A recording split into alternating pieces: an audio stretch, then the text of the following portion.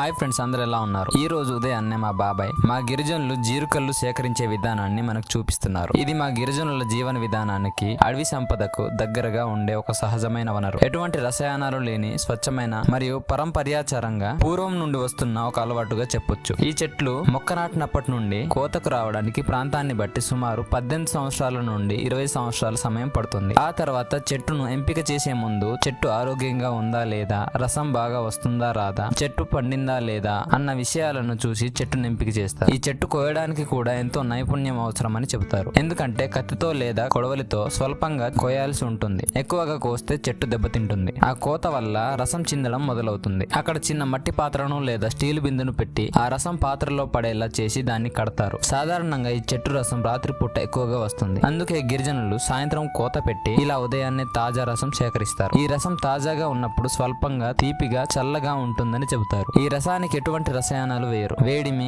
గాలి, కాలం ఈ మూడు కలిసే ఈ రసాన్ని జీరుగు కల్లుగా మారుస్తాయి. మా గిరిజనులు ఈ స్వల్ప మద్యాన్ని అంటే ఈ జీరుగు కళ్ళను మట్టి కుండలో నిల్వ చేస్తారు. దానికి కారణం ఆ కుండ వల్ల ఈ రసానికి సహజమైన రుచి వస్తుందని చెబుతారు. ఈ జీరుగు కళ్ళు మా గిరిజనులకు మద్యం మాత్రమే కాదు, పండుగల్లో, వేట ప్రారంభించే ముందు, ఊరి పెద్దల సమావేశాల్లో, దేవతలకు పూజలు చేసేటప్పుడు పవిత్రమైన సాంప్రదాయ పానీయంగా భావిస్తారు. ఈ జీరుగు అడవి చెట్లు ప్రకృతి మీద గిరిజనుల గౌరవాన్ని చూపిస్తుంది. గిరిజనులు ఈ చెట్లను ఎప్పుడూ దెబ్బతీయరు. ప్రకృతి ఇచ్చినంత మాత్రమే తీసుకుంటారు. ఈ వీడియో వల్ల మీకు కొన్ని కొత్త విషయాలు తెలిసిందని మీకు అనిపిస్తే ఒక లైక్, ఒక కామెంట్, ఛానల్ ని ఫాలో అవ్వడం మాత్రం మర్చిపోవద్దు. తద్వారా మనం మళ్ళీ కలుసుకుంటాం. Thank you.